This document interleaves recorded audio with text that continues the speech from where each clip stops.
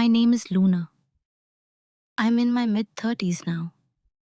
And for most of my adult life, I've worked inside organizations where the noise is loud, the egos are louder, and the quiet people are often mistaken for background furniture.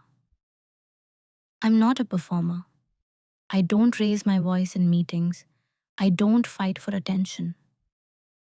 I've always believed that if your work is solid, it will eventually speak for itself. That belief shaped how people saw me. Colleagues often described me as reliable, calm, and easy to work with. Those are polite words. What they usually meant was safe. Safe to lean on. Safe to overlook. Safe to interrupt. Safe to borrow ideas from without asking. I was the person who stayed composed when others postured. The one who filled in the gaps without announcing it. The one whose name was missing from the slide, while my work was projected on the wall. I don't tell this story as a revenge fantasy. There is no shouting match, no cinematic humiliation, no sudden miracle where everything turns overnight. This is a slower story about perception, about power that grows quietly, and about what happens when patience stops being passive and becomes deliberate. What you're about to hear is a first person account of how credit was taken from me repeatedly, how I noticed long before anyone else did, and how I chose not to react in the way people expected. It's about the moment I realized that silence doesn't have to mean submission, and that restraint, when paired with clarity, can be far more destabilizing than confrontation. There is a confrontation in this story. It happens in a conference room. There are documents. There is a boss present. And there is a moment where everything that was once invisible becomes impossible to ignore. But that moment only matters because of what came before it. The weeks of observation, the internal recalibration, the decision to stop explaining myself to people who benefited from misunderstanding me. I want to be clear about something. This story is not about humiliating someone who wronged me. It's about restoring alignment between truth and recognition, between effort and ownership. It's about emotional justice, not emotional release. If you're looking for rage, you won't find it here. What you will find is calm resolve, documentation, and timing. I'm sharing this because many people live versions of this dynamic every day. They are underestimated, not because they lack ability, but because they don't advertise it. They are trusted with responsibility, but denied authorship. And over time, that quiet erosion does something to you, unless you decide, consciously, to change the pattern. As you listen, you may recognize yourself in pieces of this journey, or you may recognize someone you work with and suddenly understand them differently. Either way, I invite you to listen without rushing to judgment, because this story isn't about winning. It's about choosing when and how to stop losing. Before we begin, I want to ask you something gently. Have you ever realized that the way people treat you isn't accidental, but learned? To them, I was dependable, not impressive, not threatening, just dependable. In meetings, I was the one who nodded while others talked. I took notes no one asked me to take. When something broke in a process, someone would glance at me and say, Luna will know, the way you'd talk about a manual, not a person. I wasn't ignored completely. That would have been simpler. I was used gently, consistently, and without ceremony. I worked as a senior operations analyst, which on paper sounded substantial. In reality, it meant I was the connective tissue. I saw how decisions moved from idea to execution, where they warped, where they quietly failed. I fixed problems before they reached leadership, which meant leadership rarely knew they existed. When things went smoothly, it looked effortless. When something went wrong, it looked like a fluke. People assume invisibility comes from weakness. In my case, it came from restraint. I didn't interrupt. I didn't posture. I didn't narrate my effort in real time. When someone asked for help, I gave it without making a performance of generosity. I thought professionalism meant letting the work speak. What I didn't understand yet was that work doesn't speak. People do. So others spoke for me, or more accurately, instead of me. In project meetings, I'd present data quietly, clearly, with sources cited and assumptions explained. Later, someone else would summarize our findings with confidence and get the nods. In follow ups, my charts would reappear with a different name attached to the inside. Not outright theft, nothing dramatic enough to object to without seeming petty. Just enough distance between contribution and recognition to blur ownership. And because I didn't react, the pattern settled. There's a strange social logic in offices. The calm person becomes the container. People pour into you tasks, expectations, assumptions. You absorb them because you can. And eventually, absorbing becomes your identity. She doesn't mind. She's fine. She's not political. Those were the labels I wore without agreeing to them. I was often the last to speak, which meant what I said felt optional. If I raised a concern, it was noted politely and set aside. If someone else echoed the same point later, it became urgent. I noticed this early, but noticing isn't the same as understanding. At first, I thought it was timing, or my delivery, or that I needed more confidence. So I adjusted, subtly.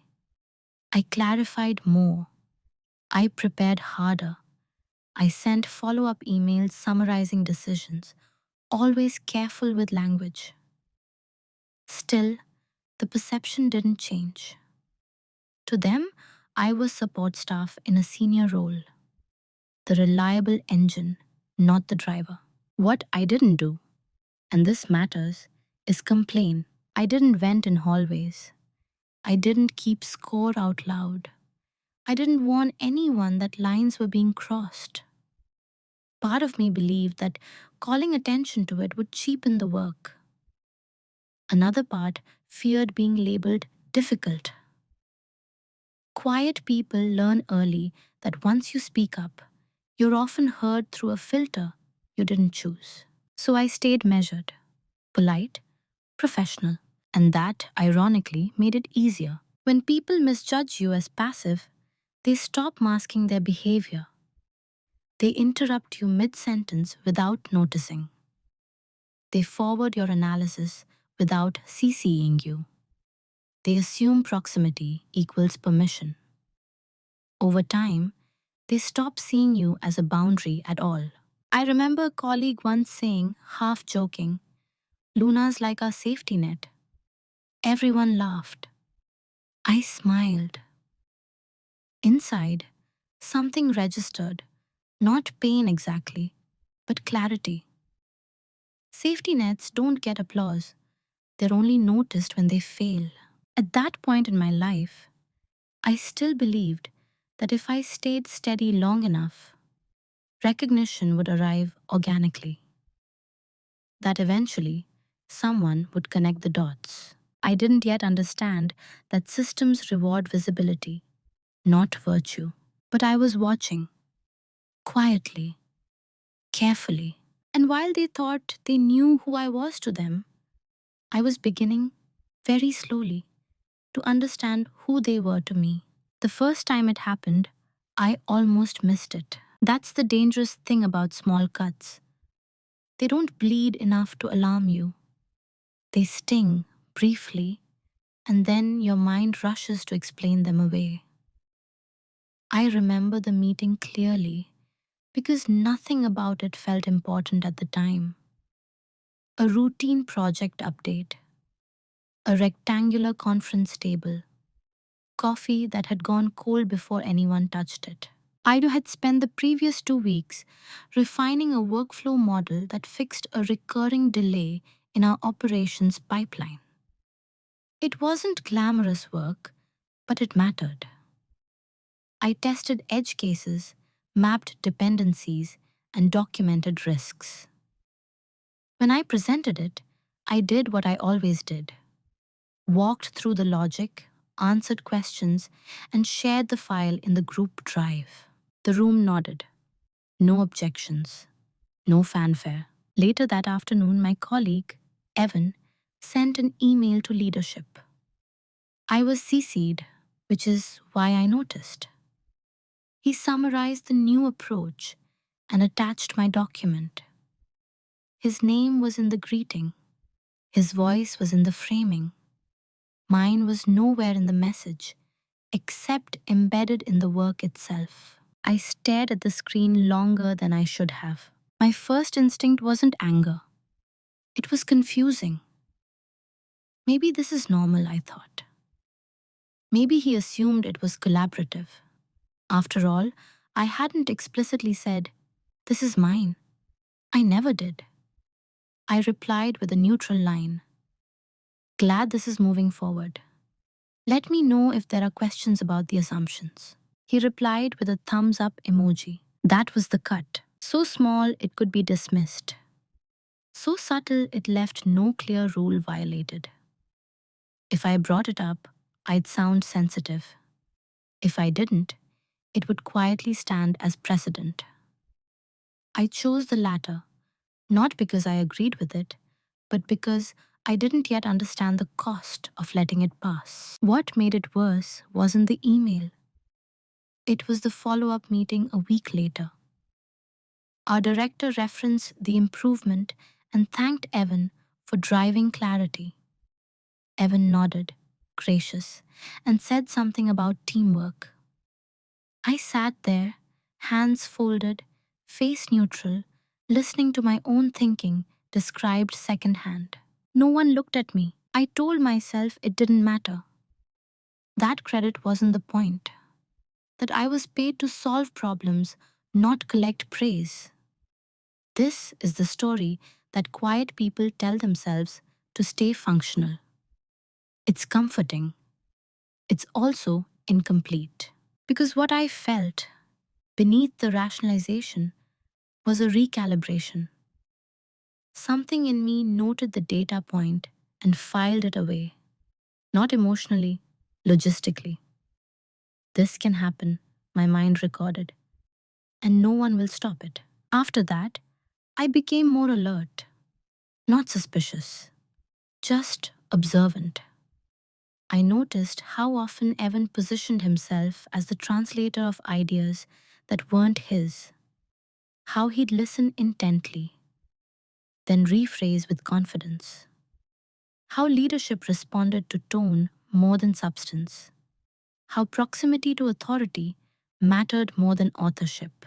And I noticed myself doing something dangerous, adapting to accommodate it. I made my explanations shorter. I let others summarize. I stopped pushing back on language. Each time, I told myself it was strategic, efficient, mature, but in truth, I was shrinking my footprint to avoid friction. That's how normalization begins, not with acceptance, but with endurance. The second small cut came faster than the first, then a third. None of them individually justified confrontation. Together, they began to outline a pattern. And patterns, once established, don't need permission anymore. They simply continue. What hurt wasn't the loss of recognition, it was the realization that my silence was being interpreted as consent, that my professionalism was being used as cover, that the line between collaboration and appropriation was being redrawn without my input. Still, I didn't react. Not yet. I was still operating under the belief that clarity would eventually correct things. That if I stayed consistent, the truth would surface on its own. I didn't yet understand that truth, without a witness, is fragile. But something had shifted. I stopped assuming goodwill. I started paying attention to structure. And once you see the structure, you can't unsee it. By the time I admitted it to myself, the behavior was no longer surprising. That's how normalization works. The first time feels like an exception. The second time feels uncomfortable. By the fifth or sixth, your body adjusts before your mind does. You stop flinching. You start preparing explanations in advance, not for others, but for yourself. Evan began speaking for me in meetings. If I raised a point, he'd jump in before I finished and repackage it with more energy, more certainty. People responded to him, not because he was clearer, but because he sounded decisive. And I didn't interrupt to reclaim the thought. The room quietly reassigned ownership. I told myself I was being generous, that this was what teamwork looked like. But generosity only works when it's chosen. What I was practicing was accommodation. I noticed how often people assumed I would handle the details. The unspoken translation was simple. You'll do the labor. Someone else will do the talking. And because I did handle the details, well, thoroughly, without complaint, the assumption hardened into expectation. Once, during a project review, the director asked a question about a risk mitigation plan I had built. Evan answered, incorrectly. I corrected him gently. The director nodded, but the follow-up questions still went to Evan. Accuracy mattered less than familiarity. That was the moment I understood something unsettling. Competence doesn't threaten a system built on confidence unless it insists on being seen. So I rationalized my silence. I told myself I didn't want to be political. I told myself I valued peace. I told myself recognition wasn't why I did the work. Each explanation sounded virtuous. Each one also kept me exactly where I was. What I didn't say out loud was this. Part of me was afraid that if I spoke up, I'd be dismissed.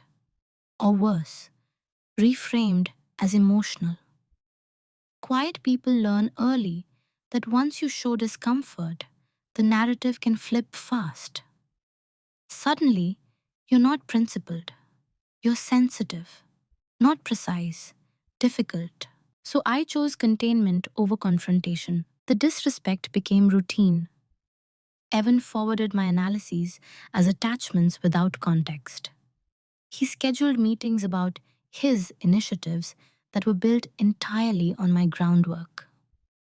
When leadership praised outcomes, he accepted it with practiced humility, occasionally gesturing toward the team, a vague collective that never quite landed on me.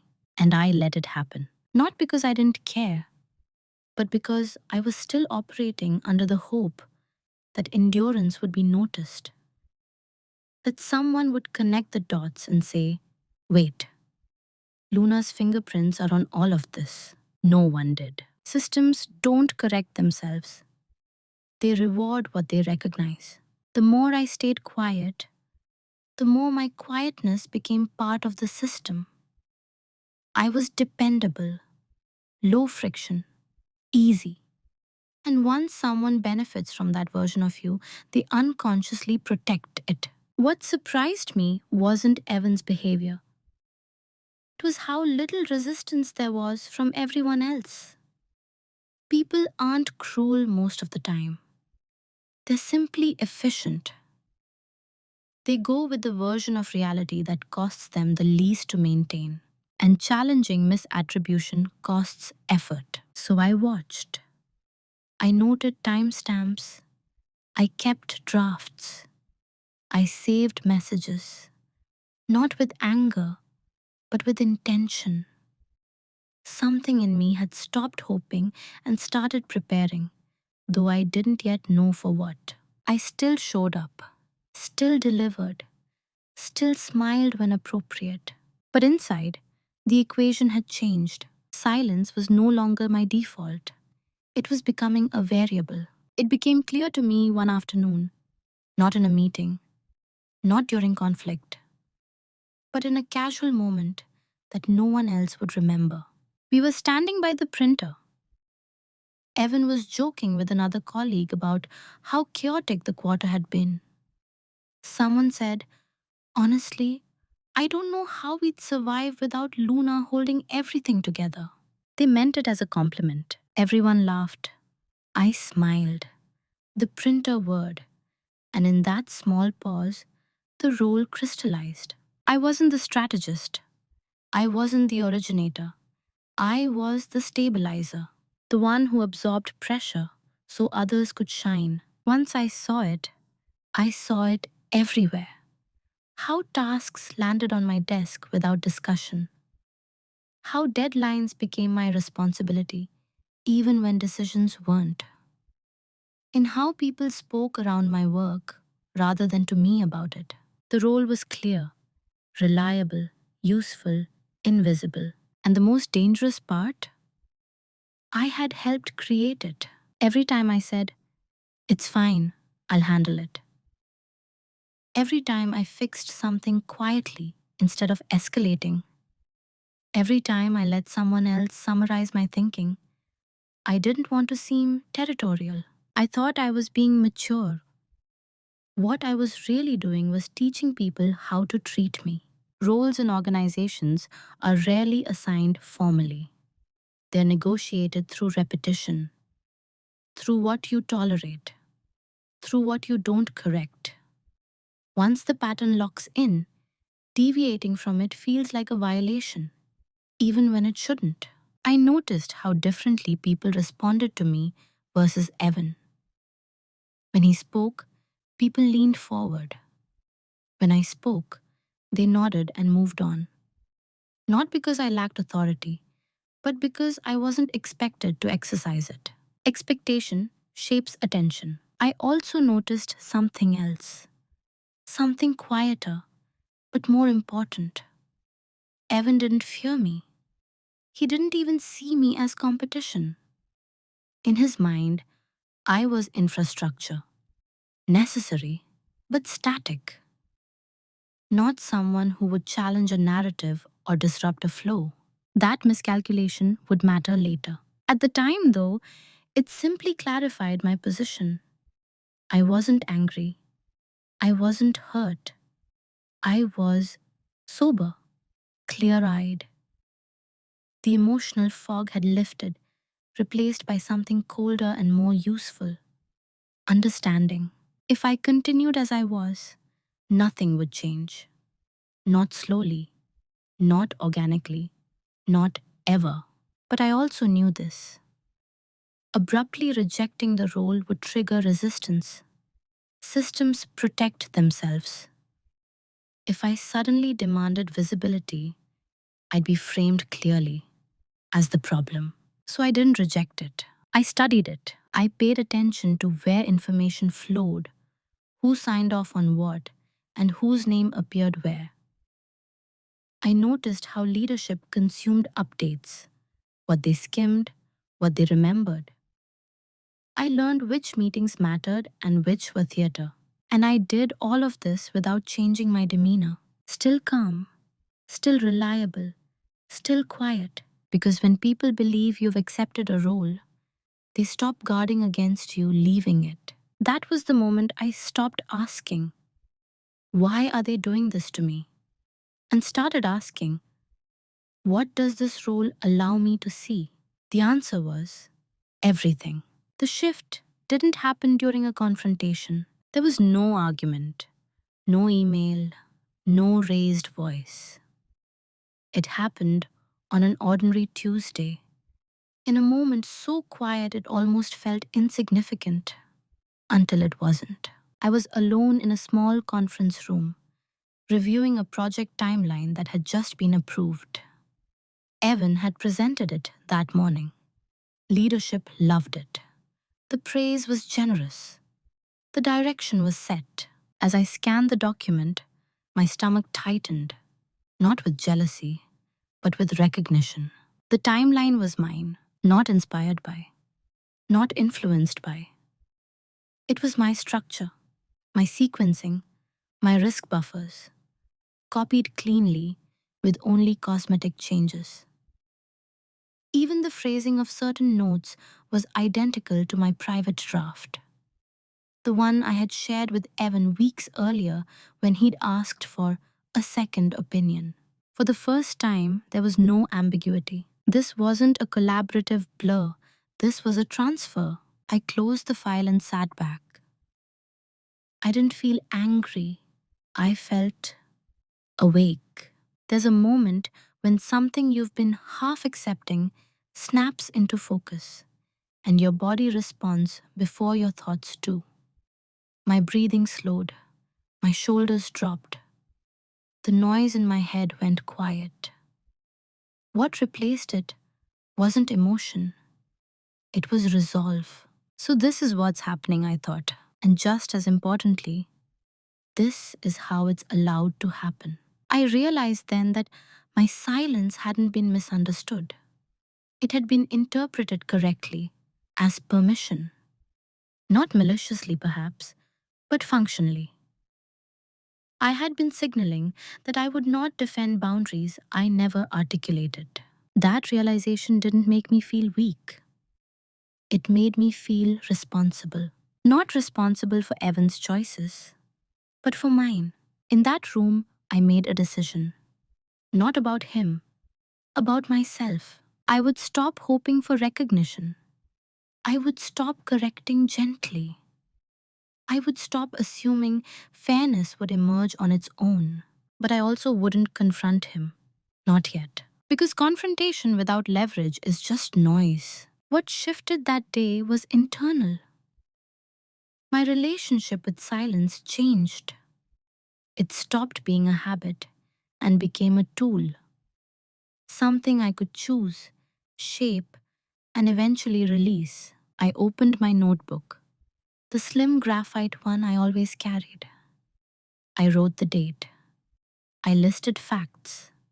No adjectives, no emotion, just sequence, access, evidence. Then I closed it. I walked back to my desk. I answered messages. I smiled when someone thanked Evan again for his leadership. I didn't correct them because for the first time, I wasn't enduring.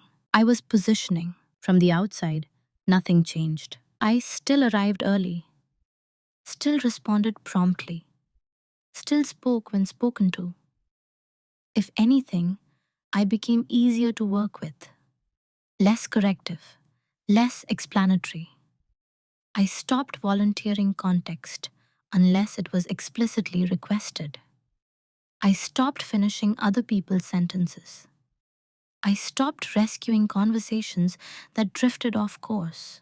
People interpreted this exactly as you'd expect. They thought I was disengaging.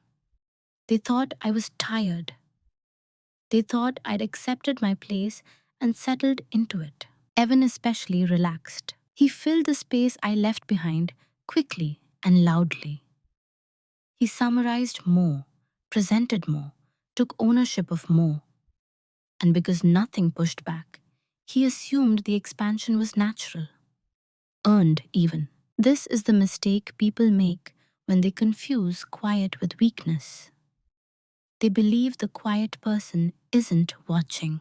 What they didn't notice was how deliberate my silence had become. I stopped correcting errors in public and began documenting them privately. I stopped clarifying attribution in meetings and started tracking timelines. I noted when drafts were shared, when language reappeared, and when decisions were credited elsewhere. I saved versions. I preserved metadata, not obsessively, methodically. Silence gave me space. When you stop reacting, you start seeing patterns more clearly. You hear who speaks with certainty and who speaks with knowledge. You notice which decisions are rubber stamped and which are scrutinized. You learn where authority actually sits, not on the org chart, but in habit. I also noticed how much emotional labor I had been providing without realizing it. I used to soften conversations, anticipate misunderstandings, and smooth tensions before they surfaced. When I withdrew that cushioning, meetings became sharper, more abrupt. People felt the friction but couldn't locate its source. They didn't look at me. Why would they? I was still calm, still polite, still invisible. That invisibility became camouflage. Evan began to overreach. He promised outcomes without consulting the underlying data. He spoke confidently about dependencies he didn't fully understand. He relied on the assumption that if something went wrong, I'd quietly fix it, as I always had. I didn't. Not dramatically, not maliciously. I simply did exactly what was asked. Nothing more. No anticipatory patching, no silent corrections, no off hours rescues. The system began to creak. Small delays appeared. Questions went unanswered longer than usual. Leadership noticed the friction, but attributed it to scale, not structure. Evan worked harder to compensate, which only made him more visible. Still, I said nothing. This is the part people misunderstand when they hear stories like this. They imagine silence as passive aggressive, as avoidance. What they don't see is the discipline it takes not to intervene when you're capable of doing so. I wasn't waiting for failure. I was allowing accuracy. And accuracy, left alone long enough, reveals everything. Emotionally, something else shifted too. I felt steadier, less reactive. The low-level resentment I hadn't admitted to myself began to dissolve. Not because the situation improved, but because I stopped expecting it to. Expectation is a kind of attachment. Letting go of it freed up energy I didn't know I was spending. I no longer needed Evan to acknowledge me.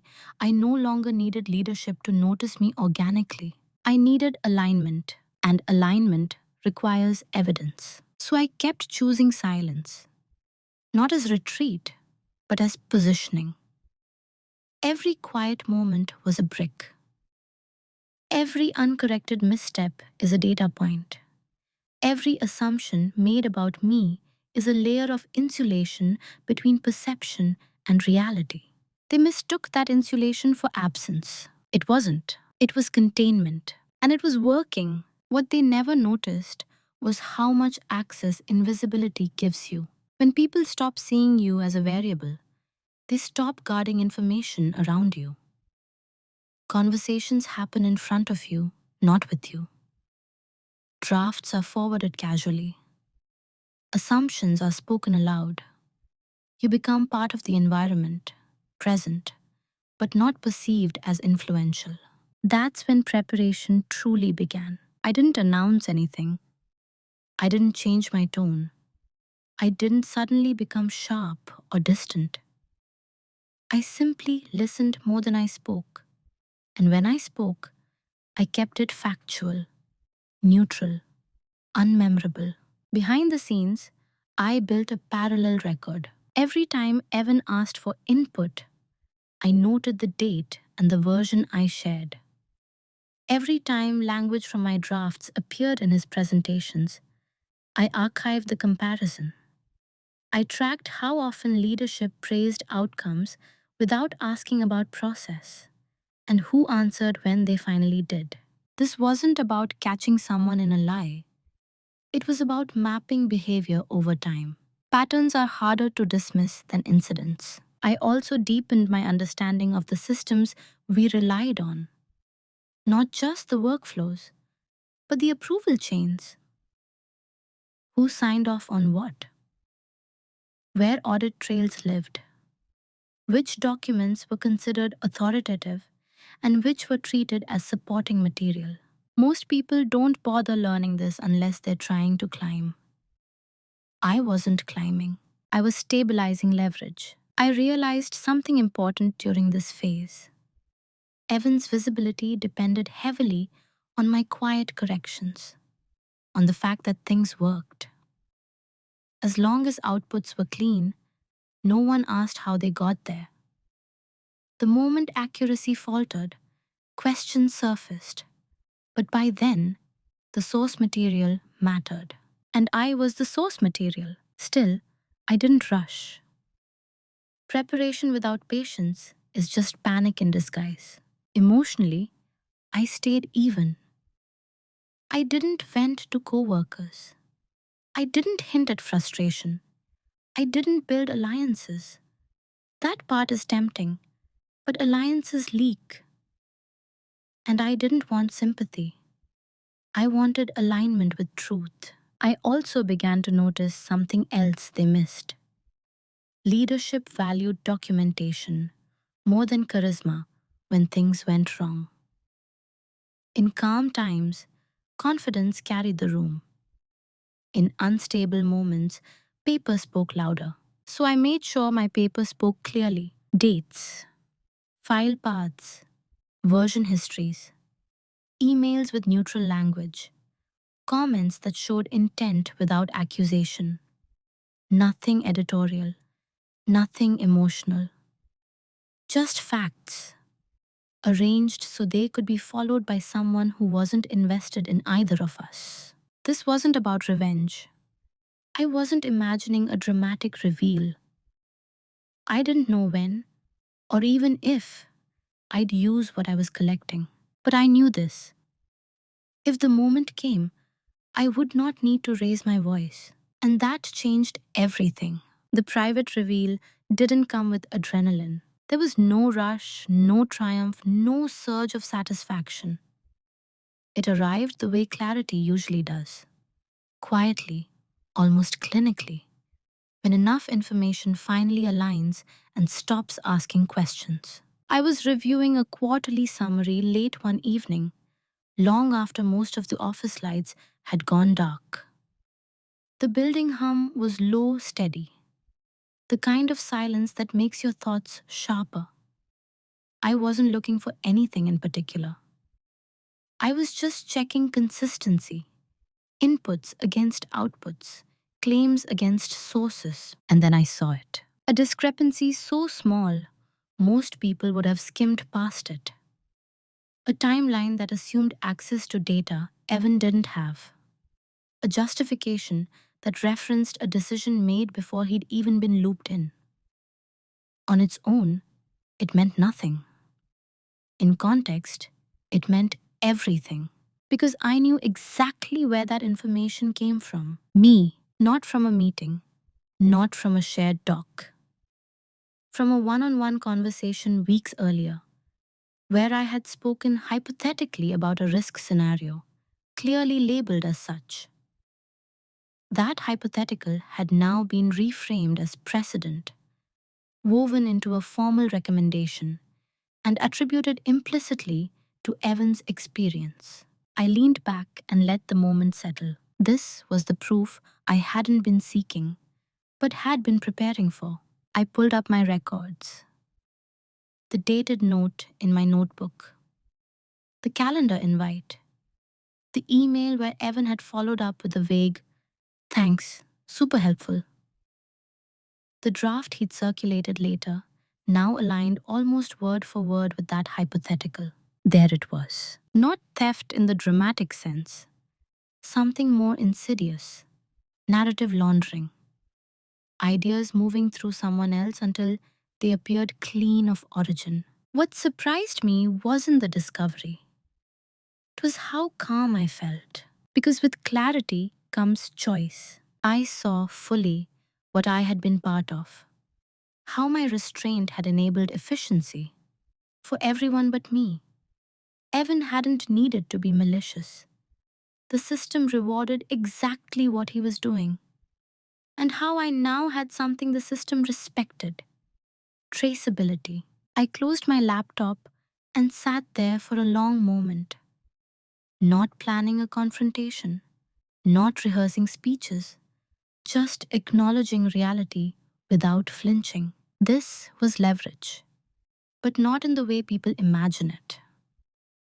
Leverage isn't about power over someone, it's about freedom from uncertainty, about knowing that if the ground shifts, you won't fall through it.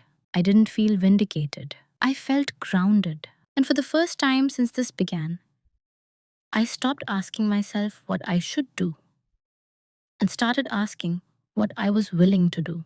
Those are very different questions. Once you truly see the whole board, you can no longer pretend you're just a piece moving at someone else's discretion.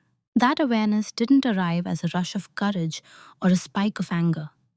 It arrived as stillness, a settling, the kind that comes when uncertainty finally burns off and leaves only responsibility behind. For several days after my private realization, I moved through work as usual. Same routines, same calm tone, same measured pace. But internally, something had shifted from observation to evaluation. I wasn't reacting anymore. I was choosing.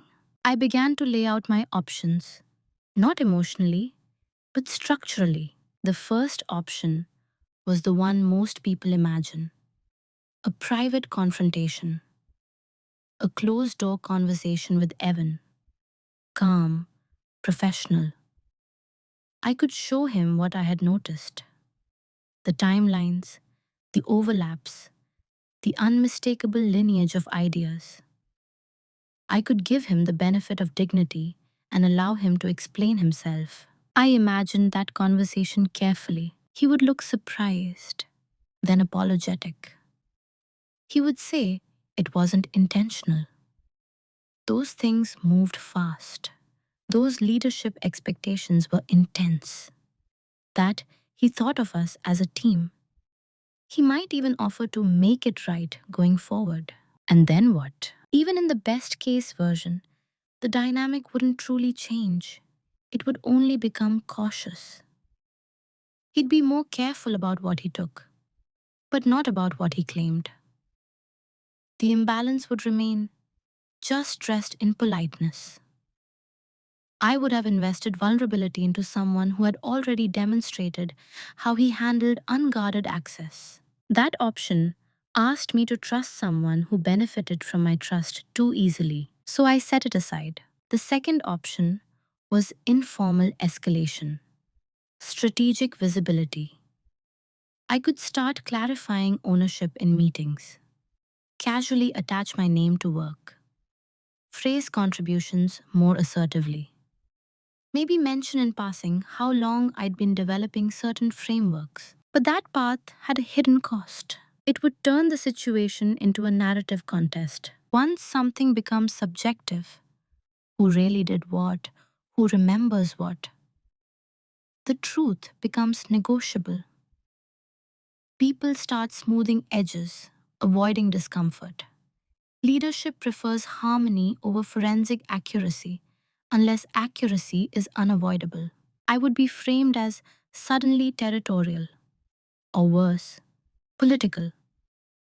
The very qualities that had kept me trusted would be recast as flaws the moment I asserted them. That option required me to slowly argue my way back into visibility. I didn't want to argue. The third option was the cleanest on the surface: leave, find another role, another company, another system, carry my competence elsewhere, and let this environment become someone else's problem. I considered it seriously. There is relief in walking away from a distortion without correcting it. No confrontation, no tension, just distance. Many people choose this, and I understand why. But when I imagined it fully, when I pictured Evan continuing to speak confidently about systems I had built, frameworks I had shaped, decisions I had informed, I felt something tighten. Not anger, finality, leaving without correction would turn the misattribution into history. Once it hardened into a record, it would follow him. Promotions, opportunities, authority. Meanwhile, my resume would remain oddly understated, my impact implied but never anchored. I would be starting over, not just elsewhere but from a false baseline. That option asked me to swallow the cost quietly. I had done enough of that. As I weighed these paths, I noticed something else. Every reversible option preserved my comfort.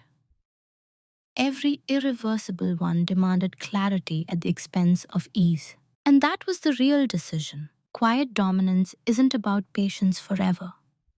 It's about choosing the moment when patience stops serving truth. I asked myself a harder question than not what would fix this, but what kind of person do I want to be after this is over? Someone who endured and adapted? Or someone who aligned action with reality, even when it disrupted the surface calm? The answer was uncomfortable, but unmistakable. I realized that any path that allowed ambiguity to remain was no longer acceptable to me. Not because ambiguity was unfair, but because it was corrosive. It slowly rewrote the story of who I was and what I contributed. So I chose the irreversible option, not impulsively, not emotionally, deliberately. I decided that when I acted, it would be in a room where accuracy mattered more than ego, a room where documentation outweighed charisma, a room where the story would be anchored permanently, not negotiated. I wouldn't accuse Evan. Accusations invite defense. I wouldn't explain my feelings. Feelings invite dismissal. I wouldn't demand recognition. Demands invite resistance. I would present evidence, chronology, provenance, process. And I would do it once. That choice carried consequences I didn't minimize. Once I stepped out of invisibility, there would be no stepping back in. The easy version of me, the one people leaned on without accountability, would disappear. Some relationships would cool, some assumptions would fracture, but what would replace them would be real. After making that decision, everything else became mechanical, calm, almost peaceful. I reviewed upcoming meetings, noted agendas, identified which materials would be referenced and which questions leadership was likely to ask. I didn't insert myself prematurely. I didn't signal anything had changed. I simply prepared. That was the moment the story stopped being about Evan. It became about alignment. And alignment, once chosen, does not negotiate. Once the decision was made, I didn't feel urgency. That surprises people when I say it. They expect momentum, quick action, visible moves, some outward signal that something is about to change. But urgency is emotional. And I wasn't operating emotionally anymore. I was operating precisely. Moving in silence didn't mean doing nothing. It meant doing only what advanced alignment, and nothing that relieved pressure prematurely. I began by tightening my scope. For years, I had extended myself beyond what was formally required. I filled gaps before they were acknowledged. I anticipated needs before they were articulated. The generosity had blurred responsibility lines in a way that benefited everyone except me. So I stopped, not abruptly, not definitely. I simply adhered to role boundaries as written. If something wasn't assigned to me, I didn't absorb it. If a request lacked clarity, I asked for it in writing. If a decision required input from someone else, I waited for that input instead of compensating for its absence. From the outside, I still looked cooperative. Internally, I had become exact. At the same time, I prepared my materials. I didn't assemble a case, I assembled a timeline. I organized documents chronologically, not thematically. I made it easy for someone else to follow the evolution of ideas without interpretation. Drafts led to revisions, messages led to deliverables. Language repeated itself across contexts in ways that didn't need explanation. I resisted the urge to annotate emotionally. No highlighting, no commentary, no arrows pointing to conclusions. The strength of the record was its restraint. If someone needed help understanding it, that would be their question, not my argument. I also paid attention to timing. There's a difference between truth and impact. Truth can exist quietly for a long time. Impact requires placement.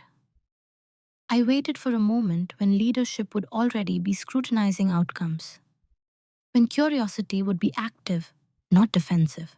That moment came sooner than expected. A project Evan had confidently advanced began to stall, not catastrophically, just enough to draw attention. Dependencies were misjudged. Risks materialized exactly where I had once flagged them hypothetically. Leadership scheduled a review to understand what had gone wrong. I was invited, as usual. Evan was still the lead. No one suspected anything. In the days leading up to that meeting, I didn't sleep less. I didn't rehearse speeches. I didn't imagine reactions. I reviewed my materials once, then left them alone. There's a calm that comes when you know you're not trying to convince anyone, only to place information where it belongs. During that period, people around me sensed something had changed, though they couldn't name it. I was less available, more contained, still kind, but no longer cushioning. A colleague asked if I was thinking of leaving. I smiled and said, I'm just focused, which was true. What they didn't see was that by moving in silence, I was allowing the system to reveal its own weak points. Without my constant correction, small inaccuracies propagated. Without my smoothing, conversations sharpened.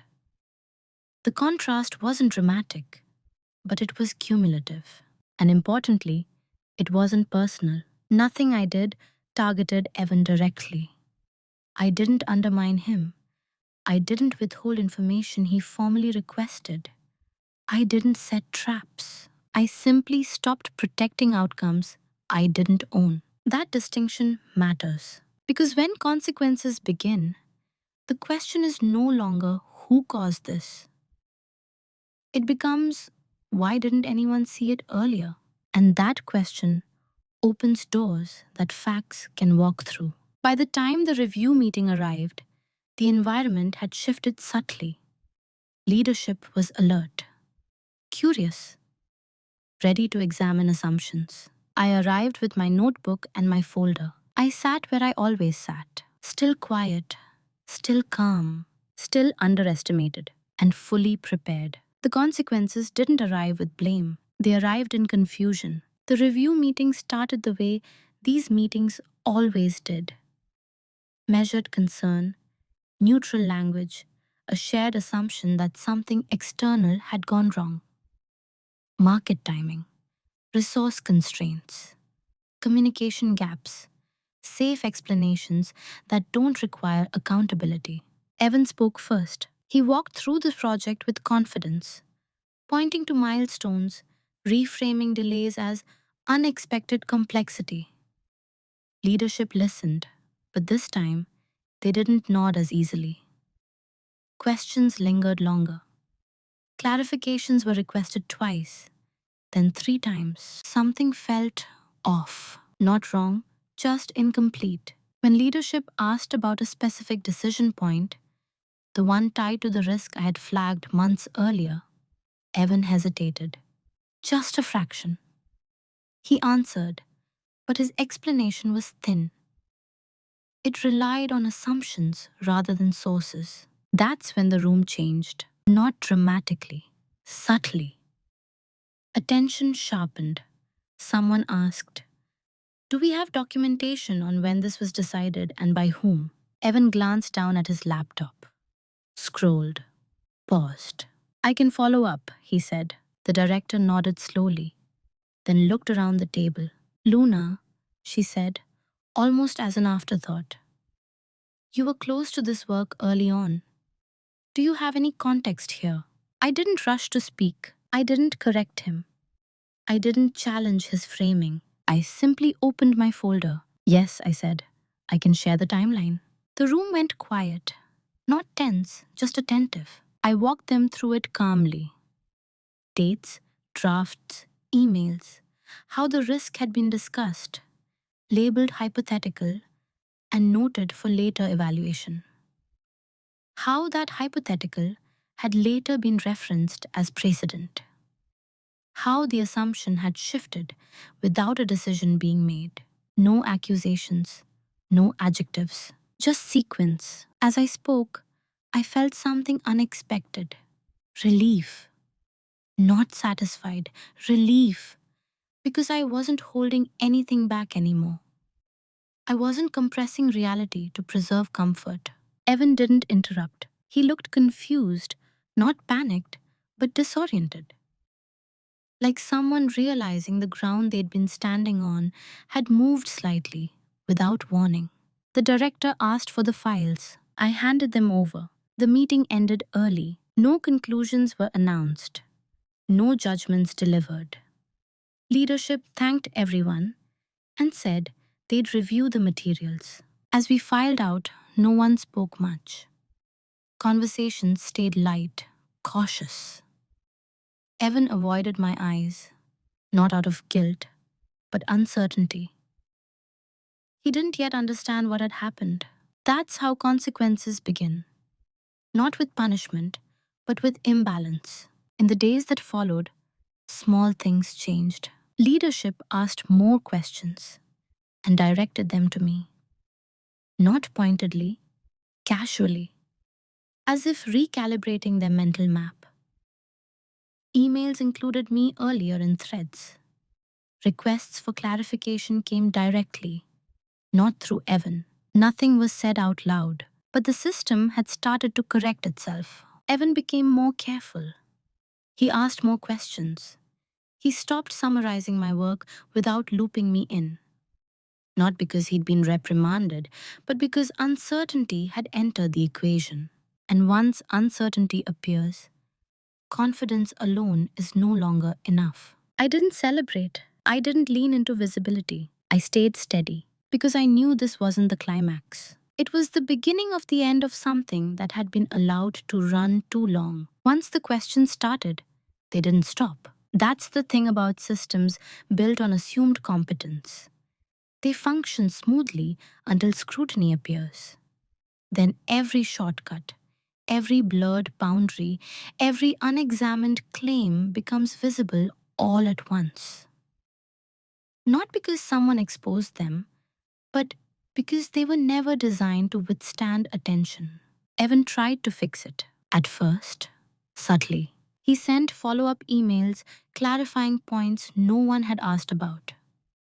He scheduled alignment meetings, looping me in with a friendliness that felt newly deliberate. He began using phrases like building on Luna's early work and as Luna and I discussed, as if retroactive attribution could rebalance months of narrative drift. It was too late for that. Not because I refused it, but because leadership no longer accepted summaries at face value. They wanted sources. They wanted version histories. They wanted to know who had decided what and when. And suddenly, the answers couldn't be improvised. In one meeting, a senior manager asked Evan to walk through the evolution of a key framework, step by step. He did his best, but the story lacked texture. Decisions appeared fully formed. Trade offs were described vaguely. When asked why certain paths were rejected, he couldn't say. Those weren't his failures as a person. They were the natural result of representing work you didn't originate. You can memorize conclusions, but you can't reproduce the thinking that led there unless you lived it. That gap showed, quietly, repeatedly. I didn't correct him in real time. I wasn't asked to.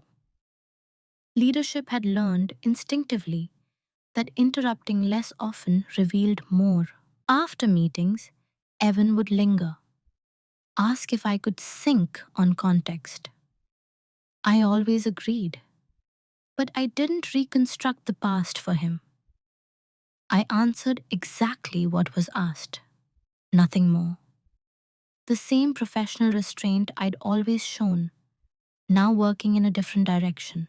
You can't repair a pattern once it's been named internally, even if no one says the name out loud. Panic didn't look like drama. It looked like overcompensation. Evan began over-preparing slides, filling them with language meant to sound rigorous. But rigor isn't volume, it's coherence. And the more he tried to control the narrative, the more fragmented it became.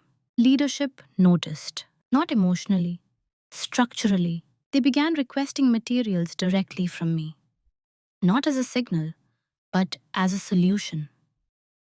My documents were cleaner. My explanations followed causality.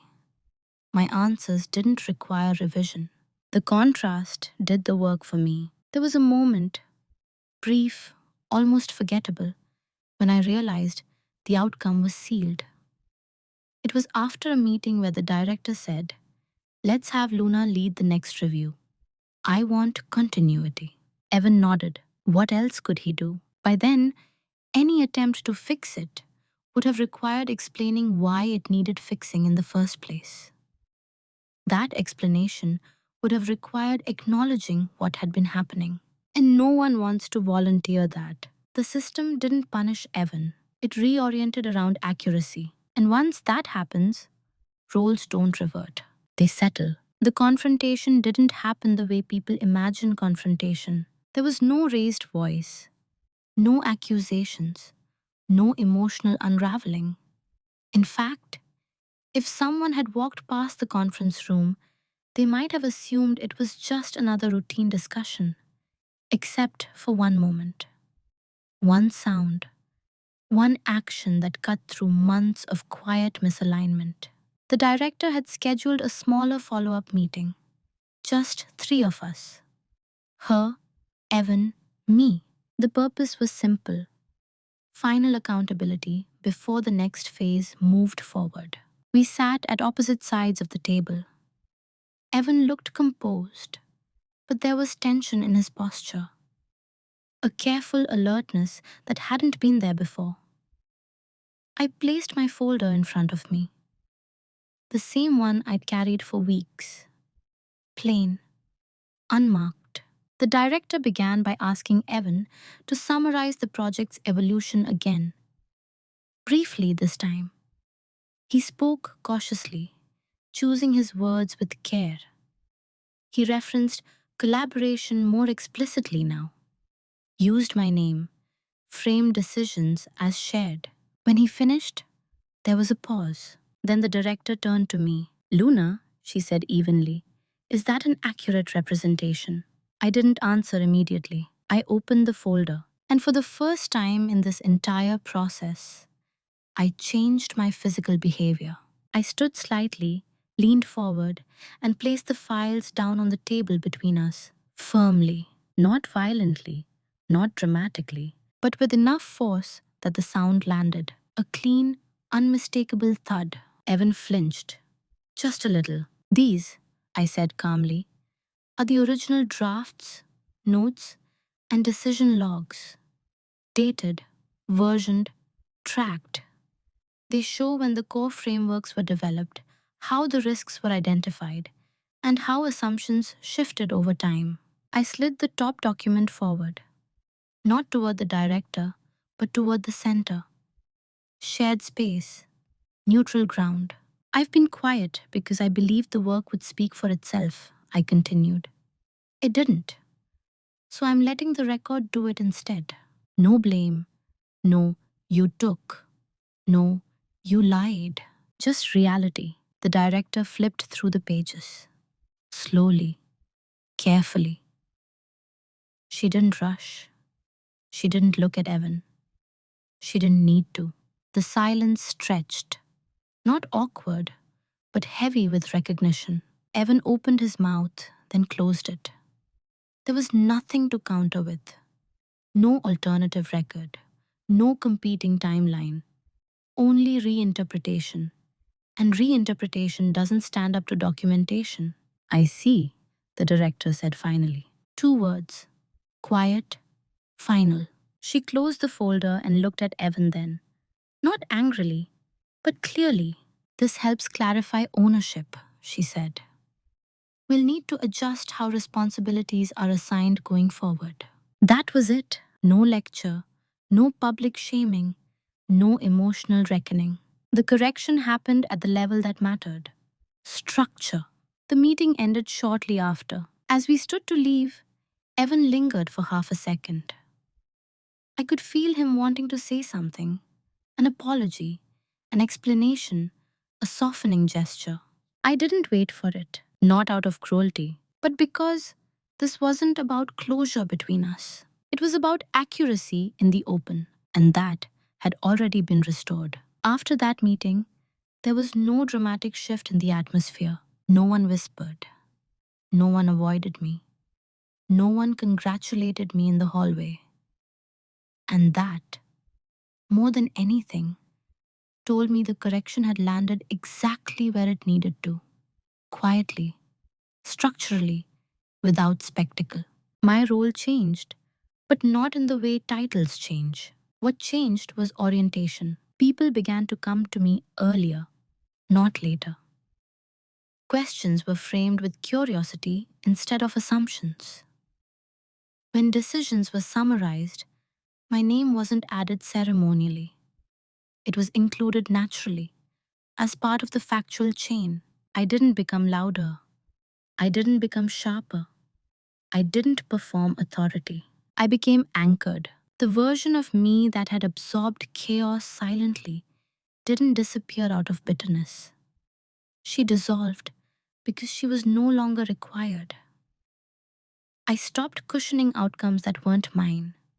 I stopped smoothing over misunderstandings that benefited from being exposed. And interestingly, the work became easier, not lighter, but cleaner. I slept better. I carried less mental residue home. I no longer replayed meetings in my head, wondering if I should have said something differently. When I spoke now, it was because the moment required it, not because I feared being erased. Evan adjusted. That's the most accurate word for it. He became more precise, more collaborative in the real sense. Our interactions were professional, measured, and distant in a way that felt appropriate. There was no animosity, just a recalibration of proximity. We were no longer misaligned. What surprised me most was how little resentment I felt. I had imagined, earlier in the process, that standing up for myself would come with emotional turbulence, that there would be anger to process or satisfaction to manage. Instead, there was only clarity. Clarity has a calming effect. I also saw myself differently. I stopped mistaking restraint for invisibility. I understood now that quiet strength only works when it's paired with boundaries. Without them, it's just availability. With them, it's authority that doesn't need to announce itself. I didn't become someone else. I became more accurate about who I already was. There's a particular confidence that comes from knowing you don't need to over explain, overperform, or overextend. From knowing that if something matters, you can place it in the open and let it stand. That confidence doesn't shout, it settles, and once it does, it stays. There's a quiet myth we're taught early on that if you do good work consistently, recognition will eventually find you. That integrity has its own gravity, that staying calm and professional is enough to protect what you build.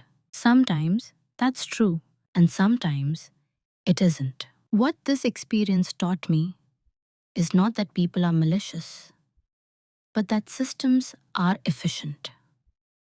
They reward what's visible, repeatable, and easy to categorize. If your contribution lives quietly in the background, it can be absorbed by louder narratives without anyone consciously choosing to take it. That doesn't make you weak, but it does make you responsible for how long you allow it. Quiet dominance isn't about confrontation, it's about precision. It's knowing when silence is serving truth and when it's protecting distortion. It's understanding that boundaries don't have to be loud to be immovable. I didn't win anything in the traditional sense. I didn't humiliate anyone. I didn't rewrite the past publicly. What I did was restore alignment between effort and ownership, between contribution and recognition. And once alignment is restored, there's a deep, steady calm that follows. If you take anything from this story, let it be this: silence is powerful, but only when it's chosen. When silence is automatic, it teaches others how to treat you. When it's deliberate, it teaches them where the line is. You don't need to announce your worth, but you do need to protect its record. I'm sharing this not as a template, but as a mirror. Many of us are carrying invisible labor, assuming someone will eventually notice. Sometimes they do, sometimes they don't. And when they don't, the question isn't whether you should become louder, it's whether you're willing to become clear. I'd love to hear from you. Have you ever experienced a moment where staying quiet cost you more than speaking up would have? And how did you decide what to do next?